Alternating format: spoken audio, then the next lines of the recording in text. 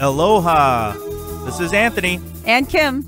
And you're listening to Armed Citizen Radio on AM 1050. WLIP. And WLIP.com. Aloha? Did you say aloha? Yeah, I was just thinking about, how I would love to be in the hot sun right now.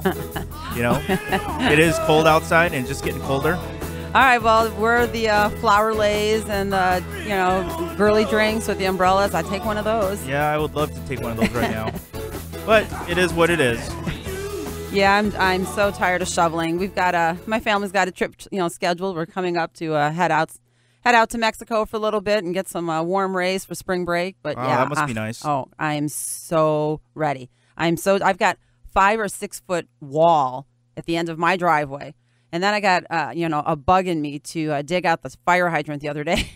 And we're talking feet of snow around it, days and days and weeks of snowplow on top of it. And I'm digging out with this shovel and pick. And it took me an hour and a half to get to the to dig it out. But I thought, as soon as I thought about it, if I don't get it done, sure enough, that's going to be, Murphy's going to show up and I'm going to have a fire. So, yeah, I'm ready for that aloha. All right. So, we got a great show coming up tonight. We're going to be talking. Kim, you got, is it legal segment with Kim? What are you be talking about? Well, the last couple shows we've kind of summed up. We had Sergeant Lothar here talking about what to do during a police encounter. Yeah. And we talked about, do signs have rule of law? And tonight we're going to get into, is it legal for leaving your firearm in your car? Are you more liable if it's stolen or not? And what are the precautions for doing so? And okay. I think that's what most people are going to be running into, those signs and leaving their gun in their car. I mean, those are pretty common things. Sure. So we want to cover that. Okay. And then also we're going to be talking about finding that perfect concealed carry gun, because we get that question asked to us all the time. What's the best gun, or what should I buy, or, what should I look for? So we're going to talk about that, as well as something that's going to be, I think it's going to be kind of controversial. We're going to be talking about Illinois House Bill 4715 tonight. Oh, that's your what the funk, huh? Yep, what the funk. So, I never really thought that we would actually have gun registration, but House Bill 4715 is firearm registration in the state of Illinois. Well, I don't like it, but it doesn't surprise me because what's the FOID card? Well, it's if you've actually had the opportunity to read the whole bill, it's like encompassing the FOID, the concealed carry bill, and unlawful use of weapons, statutes, all into this same thing. So you're gonna end up having to go through like 3 background checks. One for the FOID card, one for your concealed carry card, now one for each one of your firearms that you own. It's not a one-time deal. I mean, you have to do this. You have to register your firearms, not just one, all of them individually, because you get each individual certificate. And I'm sure there's going to be a fee associated with that, because nothing in government is free. No. Well, they like to sell it as it's free, but we know it's not free because it's coming out of taxpayer dollars. Right. Or it's coming out of, your pocket or my pocket, because all of a sudden, only people that are going to follow this are law-abiding citizens.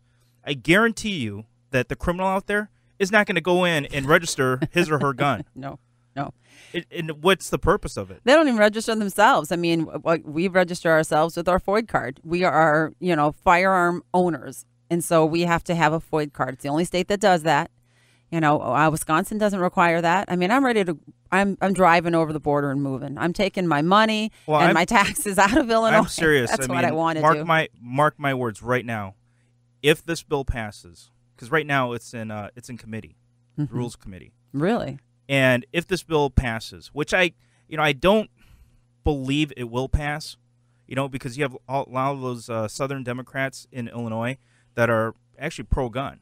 It's the Chicago folks that kind of ruin it for everybody. And guess what? The representative that wrote this bill, Representative Kelly Cassidy, she's from District 14. And I'm just assuming that it's got to be from the Chicagoland area, somewhere in the Chicagoland area. I'm not quite sure where District 14 is, but can we annex Chicago off into its own country, its own state, its own territory? It's crazy how this small little area dictates all of Illinois. It is. And know, and the thing is, a lot of these guys, a lot of aldermen down in Chicago, they can carry.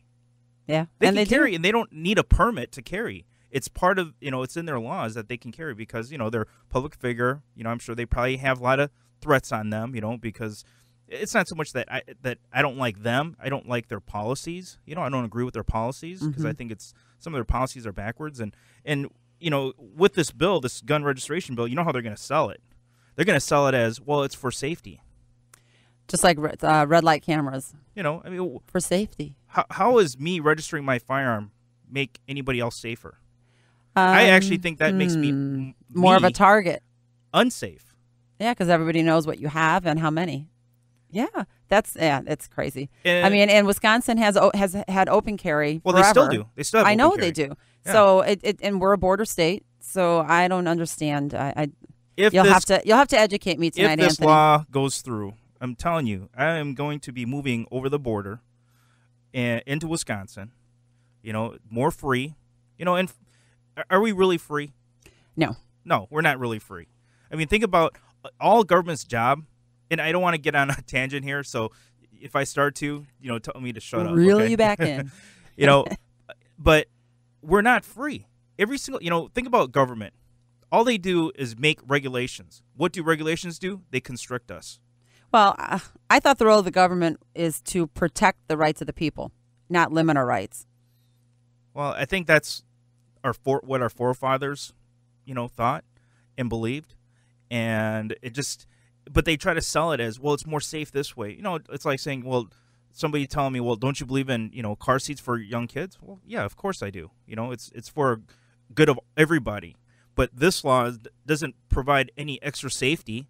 It doesn't provide people, anything more. It just actually, I think it puts a more burden on those people that own firearms, because I guarantee you most people, they do not own just one firearm. Well, are we going to get completely into this right now? Is this coming up? Because I want to know about the penalties, because I'm telling you, people just are forgetful. And what is the cost of the penalty? Well, we're going to get into that as well. So we're going to take a short break, guys, and when we come back, we're going to get with Is It Legal section with Kim. And Kim, what are you going to talk about? We're going to talk about leaving your gun in a vehicle, unmanned, which is something we do all the time. I travel into Wisconsin all the time, and you walk in and you see those signs, no firearms, you got to leave it in your car. So are you liable if that firearm gets stolen? All right. More so than if it was just stolen from your home. All right. You're listening to Armed Citizen Radio with Anthony and Kim on AM 1050. WLIP.com. I fought for law and a law was. I needed money 'cause I had none. I fought for law. You're listening to Armed Citizen Radio with Anthony and Kim on AM 1050. WLIP. Brought to you by Armed Citizen Training Group, your exclusive source for professional firearms training. So, Kim, we're going to be talking about, is it legal and having your gun stored in your vehicle? Is that correct? Yeah. Mm-hmm. All right. That should be interesting, because I know a lot of people probably do that when they see that no firearms sign on the door. Well, I'm seeing more and more of them pop up. I mean, they're just like whack-a-mole. I mean, they're everywhere. And actually, you still have to use that designated sign for Illinois, but now they can use it larger, and they can make it larger as long as they don't, change the view of the actual post of the sign. But when you see those signs and it says no firearms allowed, if you walk in with your firearm, you can, get in a lot of trouble. So you're going to turn around, go back to your car, and lock it in your vehicle. Now, locking it in your vehicle, does that make you more liable if that firearm is stolen from your vehicle versus your home? Well, is it? No, it doesn't. Actually, okay. Well, that's good. Yeah, because in researching this and talking with some insurance agents, the liability is always there. Anything can be stolen, whether on you, off of you, at your home. But what you have to make sure is that you're criminally, can you be charged criminally, criminally negligent for leaving your gun unattended in a vehicle? What you got to be careful of that is that you have taken every precaution. So, in other words, if I left my windows down, my doors unlocked, right, and I saw the sign and I made a big scene, and then I walk out to my car and unload my gun and put it into my trunk and then walk back in to, say, Buffalo Wild Wings in Kenosha. Yeah, right? no gun. Yep, no guns there. Yeah, that makes you liable. Because what happens is that becomes, in my opinion, a citizen assisted crime. You assisted that criminal in getting your gun. Even if that person doesn't have the right to break into your car, even though it's the windows may be down, and the doors are unlocked, and it's summertime, it's 90 degrees outside. No, they have no right to your stuff. That's still a crime on their part. But gun owners need to take every reasonable precaution possible that gun doesn't fall into the hands, the wrong hands. Every reasonable precaution. And, So who's this reasonable person you keep talking about? Good question. It's the trier of fact. It's those 12 reasonable jurors, and it's up to them to decide. The law really doesn't care what we think. It's what the jurors decide. And it's, if the gun is locked in a vehicle, then it's considered secured. It's not readily visible and secured. To me, that counts for, liability purposes. That's going to help my case. If my gun is stolen from my car. Now, if it's stolen from your car, you need to report it stolen immediately. Sure. Well, of course.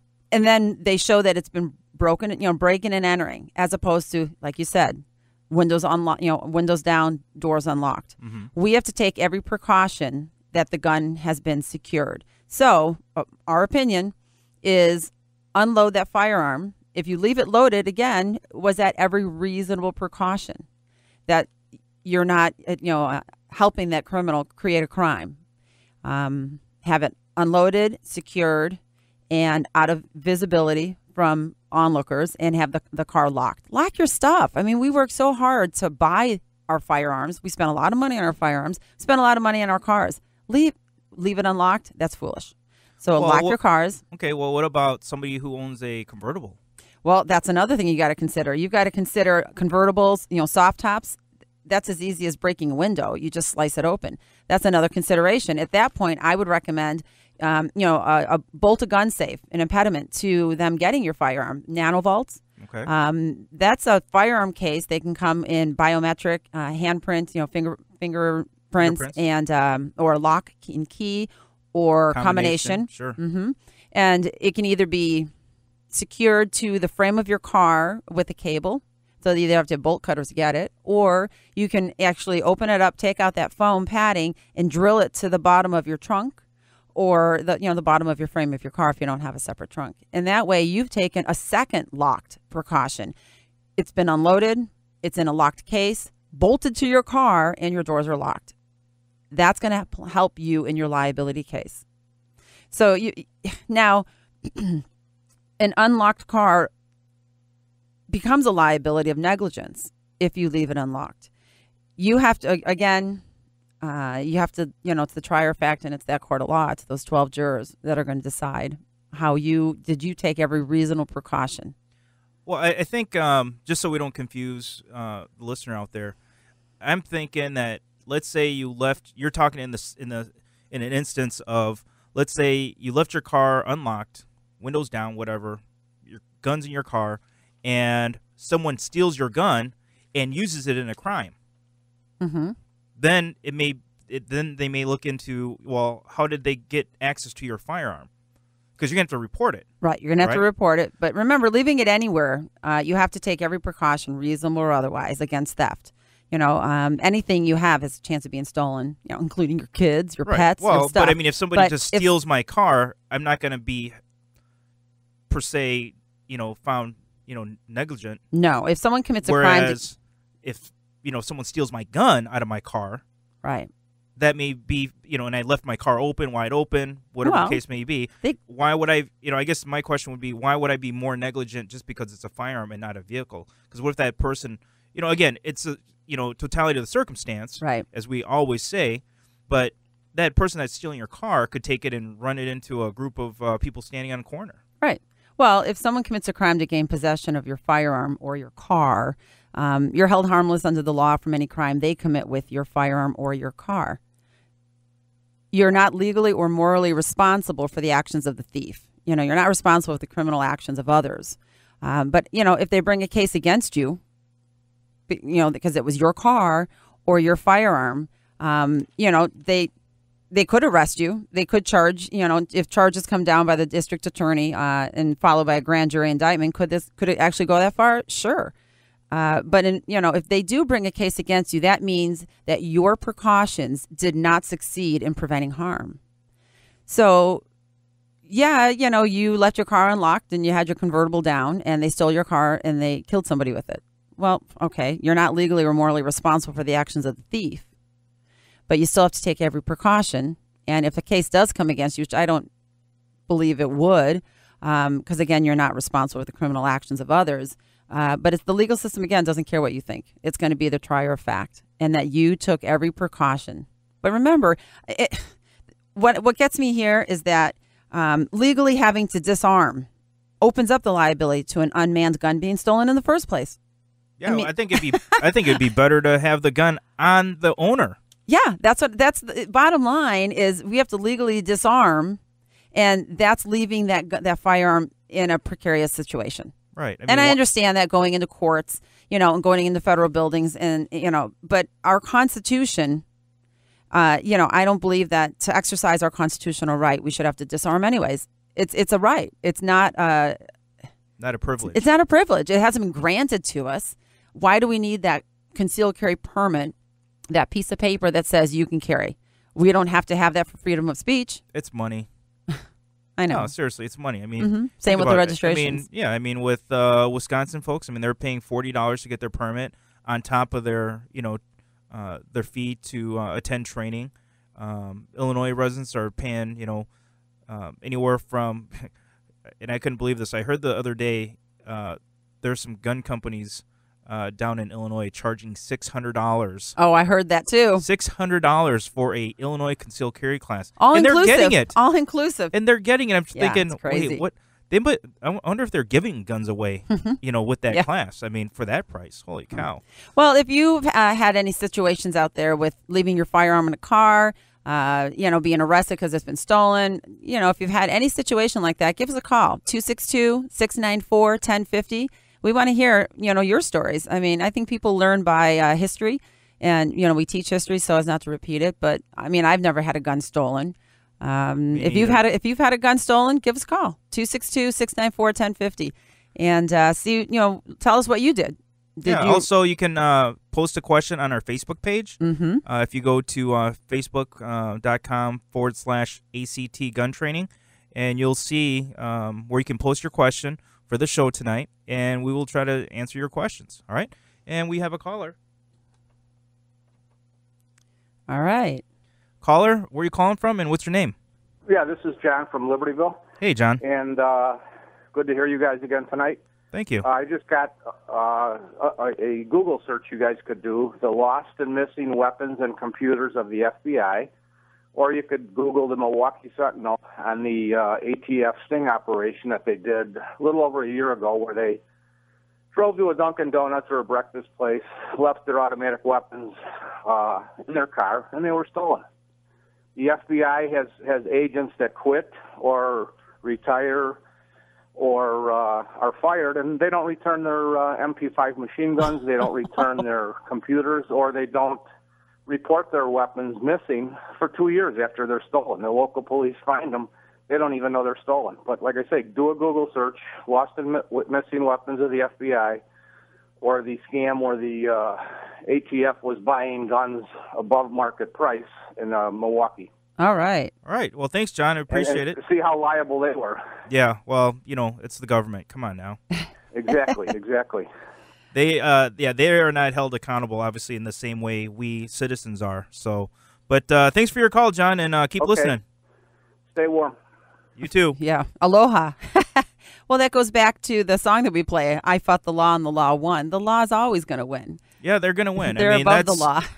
That's the drawback is that you could do everything right, and it's going to be your word against their word, ultimately. Well, so we're going to have to take a short break here. You're listening to Armed Citizen Radio with Anthony and Kim on AM 1050 WLIP.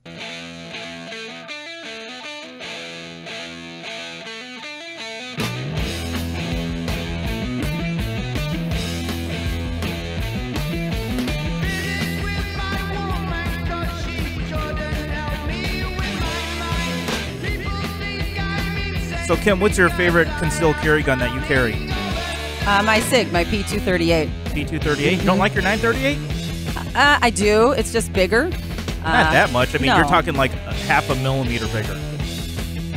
Well, yeah, I like my little one. I just do. I like the extension mag on it, and it fits so well. And yeah, I do. I really like that one.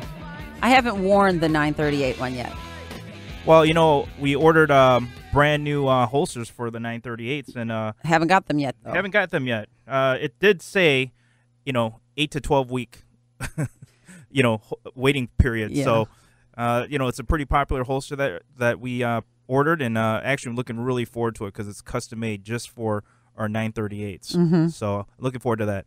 So, we're going to be talking about, what's that perfect concealed carry gun? Because we get that question all the time. What should I get? Should I get a small one, or what should I buy for my wife? And the biggest mistake I think most people make is that, well, I'll say it from the perspective of as a husband, is that husbands will buy their wives guns. Well, that's a great husband. That is a It great is husband. Valentine's Day, But what I'm saying is that they'll buy it for him. They'll go out and pick it for him and pay for it, and then bring it home and say, "Hey, sweetie, here's there's a great gun for you."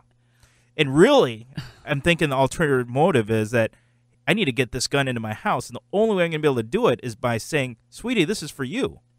You see what I'm saying? Oh, well, yeah, Anthony, you're a shyster. You really? Well, it's worked a few times. So hasn't worked for me. well, no, because your husband's like, "Oh, great, another one." Exactly. So a couple things that I think people need to consider when they're looking for that concealed carry gun is ultimately what's its purpose. Okay, is it for summer carry, winter carry? And I know people are looking for that perfect concealed carry gun, and unfortunately, I can tell you right now, there's not one that's going to be perfect for every situation. No, there's not. Well, no, there's not. Nothing's perfect for everything, except for my husband. Again, it's Valentine's Day, so I'm on a Valentine's Day kick. Well, we got a phone call? We do. All right. Caller, what's your name and where you calling from? Hi, this is Jen from Kenosha. I've called before. Yeah, hey, Jen, how are you? Hey, Jennifer. I'm good. How are you guys? Not too Good. bad. I'm calling completely with two off-topic questions, but fairly pertinent. Okay. One, my boyfriend reloads.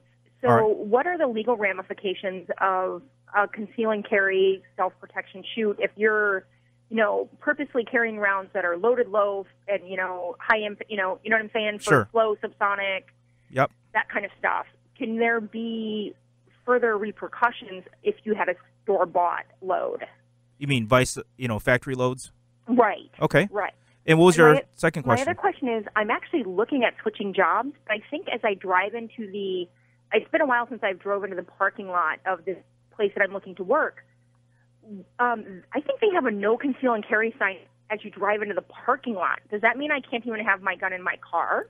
Are you talking about Illinois or are we talking about Wisconsin? Totally Wisconsin.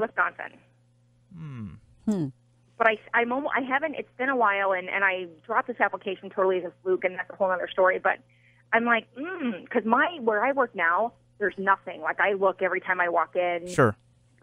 Customer doors, employee doors, there's nothing. But I'm almost sure, I know when I walk into some of this potentially new employers' businesses, and as you walk into the building, there's no conceal and carry, which I totally support. That's their building. I support their choice to make that choice.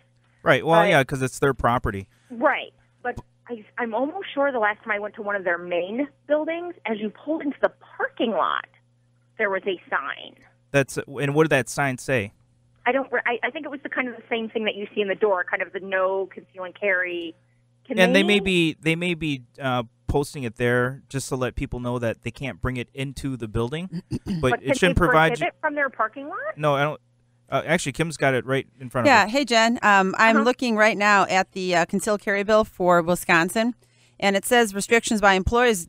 Can an employer prohibit employees from carrying concealed weapons on the job? Well, yes, they can. Does that prohibition apply to my car or the employer's parking lot? No.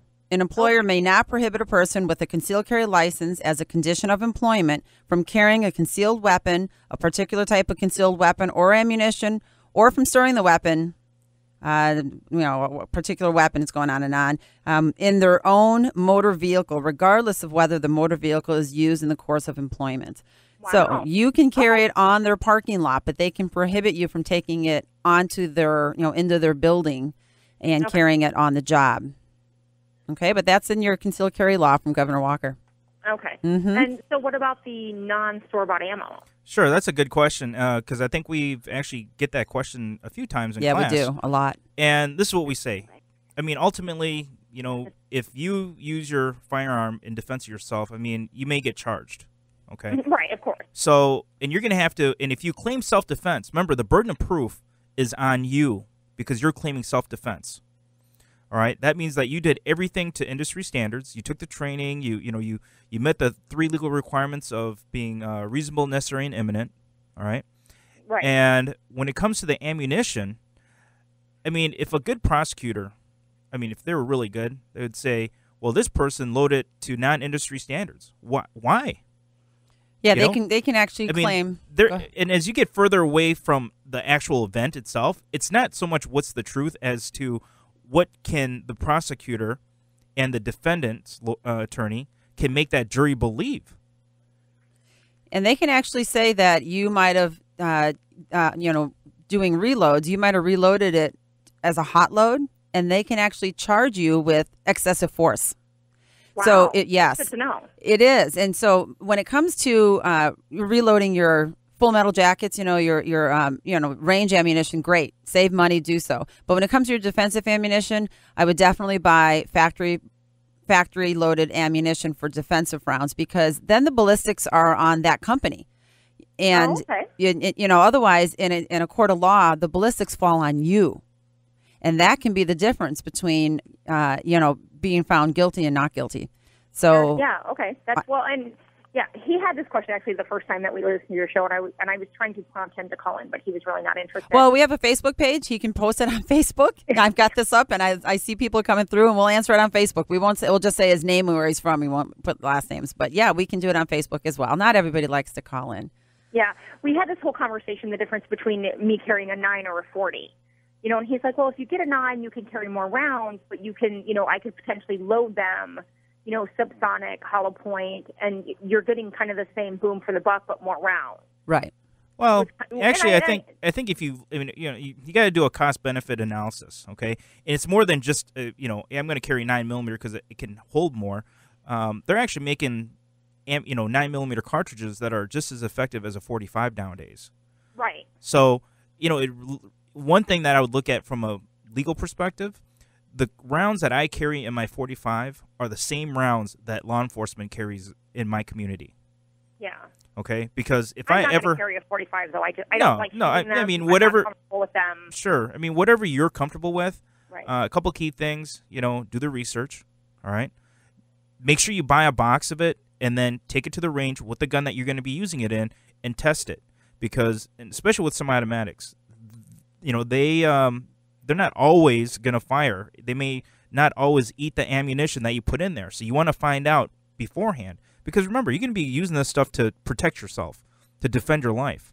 Right. Don't you want to make sure that it works?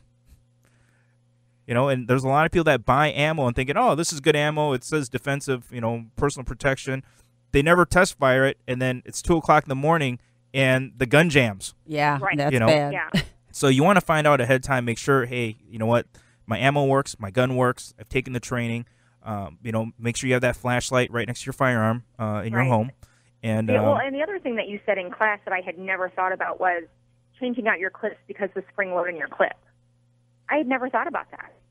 Say that one more time. Yeah, we talked about rotating our ammunition monthly. Oh, right. Because but rotating your clips because the spring wear. Right, right. Yeah, I mean, a lot of there's a couple different ways. I like to keep my like my 1911 that I carry every day is a it holds 7 rounds, but I'll put one in the chamber and then drop my magazine out and put that 7th round into the magazine, so that way I have 8, and then when I need to reload, I'll have 7, right? But what I do is, and what I recommend to all of our students is, once a month, you want to inspect your gear, you want to inspect your firearm, you want to inspect your magazines, you want to inspect your ammo, and when I do that, I actually rotate my magazines. So I always, for every one of my semi-automatic firearms, I have at least 6 magazines to go with it or more. So, because you want to rotate those out. I've seen guys that have had fully loaded magazines for a year and it ran fine, but it's it's preventive maintenance. Right. It's just like we recommend changing our oil in our vehicles every 3,000 miles.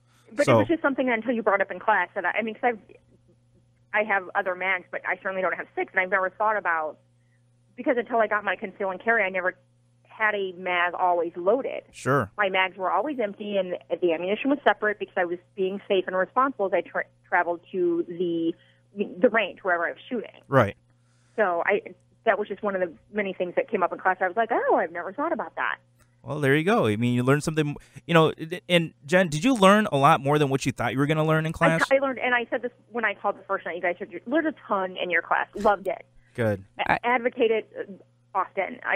Even if you're never going to carry a gun, it was incredibly informational. Oh, thank you for that. That's awesome. Well, that's what we were hoping for. And one other thing because you brought this up briefly in your class, but maybe something once you do some research and, kind of cull what the resources out there are, because I've been looking at, kind of this self-defense insurance. I know you guys mentioned NRA, and I think you mentioned one other brand or market customer that for insurance if you're ever in a self-defense shooting situation. Maybe a segment on that. Oh, we're already in the works. Out there and yep, we're already in the works. We've got USCCA. They're right out of West Bend. Mm-hmm. West Bend, Wisconsin. And also we are in the works with NRA Second Call Defense. We're going to get all the experts that provide these services. Yeah, and Armed Citizen Legal Defense Network. Yep. Mm-hmm. So they'll be on the show and telling you about their services and why it's a great idea. Because I've been looking because I carry now, and now I'm like, holy crap, what do I do? Good for you. Awesome. I think about that, and I'm because now that I carry. And I had guns in my home because I'm a homeowner, and that's what you do. And your homeowner's insurance my homeowner's insurance is very good, but right, yeah, not what all. If I'm in a parking lot? What if I'm leaving the mall? What if I'm? Yeah, and that's a good point because not all homeowners cover it because it's considered an intentional act. So we got to be real careful about it. You got to call your insurance agent. I did. I asked, but I will not. But I have really good insurance. I'm not going to go there, but.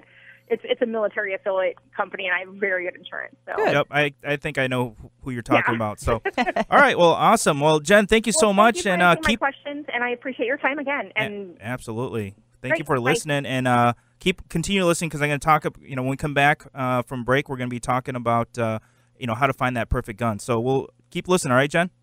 Great, all right. Thanks. All right, thank you so much. But that was good. Yeah, that was really good questions. Well, yeah, and it just really brought back, the classroom environment. That's what we do. We do our training. We teach classes every week, and I love to hear that they got their money's worth and they had expectations that were met and above, as opposed to being disappointed. So that's good. So when's our next class, Kim? Is this Thursday. This Thursday we have a Wisconsin-Utah concealed carry class at the Kenosha Gander Mountain on Highway 50 from 5 to 9 p.m. All right, and there's still room available, so if you or somebody that should get their concealed carry permit or would like to, please have them call 888-240-3805. Again, that's 888-240-3805, or find us online at actguntraining.com. So when we come back, we're going to continue with what's that perfect concealed carry gun. So stay tuned, and we'll be back in a few minutes.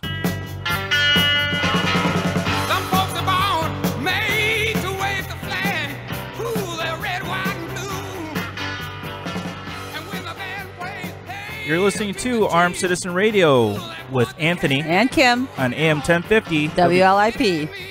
So we're going to be talking about finding that perfect gun, that perfect concealed carry gun, because that's one of the challenges that everybody has. What is that perfect gun out there? And because they come in so many different sizes and shapes and calibers, and if you're new to the game, so to speak, it can be pretty intimidating. So a couple words of advice. Look at what's the purpose of the firearm. Okay, is it for home protection? Is it for personal protection? And what's your level of skill? If you're a brand new beginner, one of the key things that most beginning shooters make is the fact that they buy either too big of a gun or too small of a gun. You know, how many people have come to our class, Kim, and you know they come to one of our shooting courses. They bring a like a little Ruger LCP, a little 380 pocket pistol, And their hands are these huge meat claws. Yeah, or they're really typically I see like a lot of the ladies come with these, and their wrists after shooting about 10, 15 rounds, their wrists are aching because the gun is so snappy. Right. It's too And light. they always say, well, the guy at the gun shop or, wherever they bought the gun from said, well, this would be perfect for you for concealed carry. Well, I think size-wise, and weight-wise, they're probably correct. But for, if you're going to be practice shooting and you're new to the shooting community, what I would recommend is finding a gun that is like a compact, not a full-size, but a full-size gun wouldn't be bad either to learn how to shoot. You know what I mean? Mm-hmm. Because it's going to be more comfortable. Actually, there's going to be less recoil, and that's one of the myths out there is that if you buy a smaller gun, it's going to be less recoil because it's smaller. Actually, you feel more recoil because it is smaller. Big mistake. Whereas, if you have a full-size gun, yeah, it's going to fit in your hand a little bit more, instead of this little teeny, pocket pistol, and you can actually learn the fundamentals of shooting, and then go out there and then really go out and pick out that perfect concealed carry gun. Kim, what do I tell everybody in class? How many concealed carry guns do I have that's designed for concealed carry? Several, based on what you're wearing. Right. I mean, but I actually have 6 guns specific for concealed carry. Now, it's based on, just like you said, what I'm wearing for that day. All right? Because not every situation is going to be perfect for that one gun. For example, think about the environment we live in. It's cold right now. It's pretty easy to conceal carry pretty much any type of firearm because, we're wearing hoodies, we're wearing jackets, so it's easy to conceal carry. But during the summertime, I like to wear shorts and a T-shirt. What about you? Shorts and a T-shirt, Yeah. tank top, blouse. And now imagine wearing shorts and a T-shirt or tank top and carrying a full-size 1911. Yeah, not going to work. No, because your shorts will be down to your ankles before you walk out that door. Well, same with, we're talking, the size and the weight of the firearm, but we're also talking ammunition, the caliber of ammunition. If you are in the wintertime like this last winter, it's been horrible. You're wearing a T-shirt, long sleeve shirt, Under Armour, flannel shirt, sweatshirt, and then your coveralls and a jacket. I Leather don't think, jacket, yeah. One of those Carhartt Your 380 might work not, jackets, Yeah, 380 might not make it through. 25 Yeah, not going to make it you through. may just piss off the guy that just try to attack you. So now you need that larger caliber. So, it's going to be based on season as well. Well, and that's why I always carry my 1911 45. I like, for me personally, I like the knockdown power, but I've done my research. Right. That's the difference. I didn't just go out and said, I'm going to go buy I want to carry a 45 because that's what everybody else carries. Well, the 1911's been around for a long time. I mean, it's pretty iconic to the United States. It's probably one of the most copied firearms in history. Well, what is a 1911? I mean, to most people, it's just a number. What's a 1911, Sure. Anthony? Well, a 1911 is a style of firearm that was brought into military service back in 1911. It was designed by John Moses Browning, and he actually started developing that handgun back in 1907. But it was put into service since 1911. And guess what? It's still in service today. Not maybe the same guns from 1911, but that style of firearm. Okay, it's a single action only, meaning that you gotta have the hammer cocked, right, before you can fire that first round. Now, once that first round goes bang, it in the action cycles, it's gonna automatically cock your hammer for you for every shot. But for that first initial shot, you have to cock that hammer. And I think a lot of people are kind of intimidated by 1911s. Again, if you're afraid, it's going to go off, well, that's just lack of training. If you train to the standard, and you'll be safe. Because I carry mine round in the chamber, hammer cocked and locked. I got manual safety on there, and carrying. And people think, that just looks so intimidating because the hammer's cocked. User ready. Well, you know what? I mean, unless I put my finger on the trigger and pull it, make the decision to pull it, the gun's not going to do anything. It's just an object. It's just a tool. Right. So, but, there's that, in the gun culture, there's people that are for 1911s, and then there's that group that's, they don't like 1911s because why are you only going to carry 7 rounds? And, that's a valid point, but it's comfortable for me. But you can carry more magazines. I can. Yeah. You know. So then. But then the question always comes to, well, they're not as reliable. Well, I don't know. I've never had any issues with mine. So Mine either. I think it's how you train. And you gotta train for the worst case scenario, not the best case scenario. So get out there and go visit First Class Firearms and ask for Chris or Pete, and they are one of the premier SIG dealers in the area here.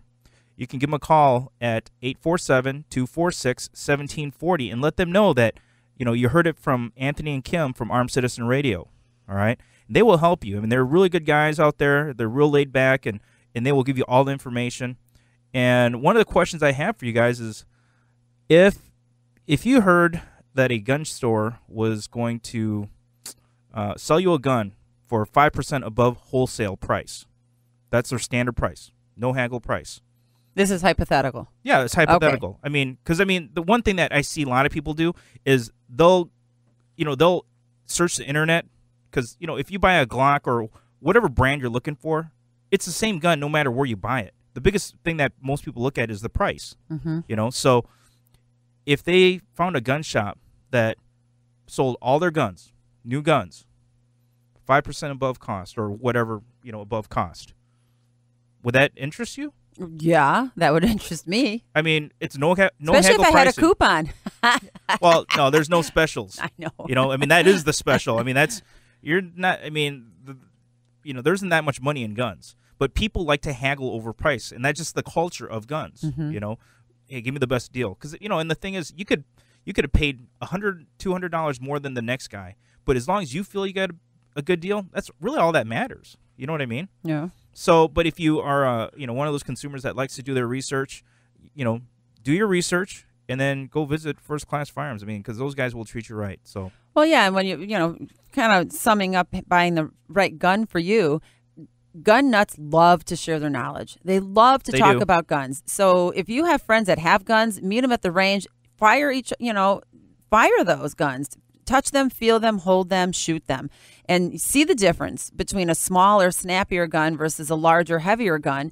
And ask other gun enthusiasts. They love to help. They love to talk about their guns, and we're all law-abiding citizens. It's interesting. You just reminded me of something that happened in one of our Illinois concealed carry training courses during the range qualification. Yeah, I remember we had a student that didn't qualify, and they were shooting a .22. I remember that. And I gave her yours. Yeah, I gave her my 1911, and I said, just all you gotta do is, it's gonna kick a little bit more. You're gonna feel the recoil a little bit more, but put your weight behind it. Put your sights on target, focus on that front sight, and just press that trigger. Boom! She got a bullseye in the first shot. She did. And I mean, she went She from not was qualifying. smiling. I mean, she went from not qualifying to getting a 30 out of 30. Right. With a bigger caliber gun. But remember, it was a little bit heavier than the .22 that she was shooting. And I think she was really surprised that she could do this. I think what was more surprising was her husband's reaction. You're kidding me. Now I got to go home and buy her one of these. That's what he said. Yeah, I mean, but that's half the fun of, owning firearms. Yeah. Well, should I say that used to be what was fun, but now that we got House Bill, 4715 out there, that may not be as fun to own firearms anymore. No, that could make a big problem for all of us. Well, it sure will. I mean, especially with Illinois residents. Yeah, for the Illinois residents. I mean, Wisconsin, I'm so you're jealous. just lucky. I'm so jealous of the Wisconsin residents. I mean, I know people feel like, there's problems in every, there's problems in every state. There's problems in every community. But, really, there's Illinois gun registration. Come on, really? What the funk? What the funk? So when we come back after commercial break, we're going to be going over House Bill 4715. So stay tuned.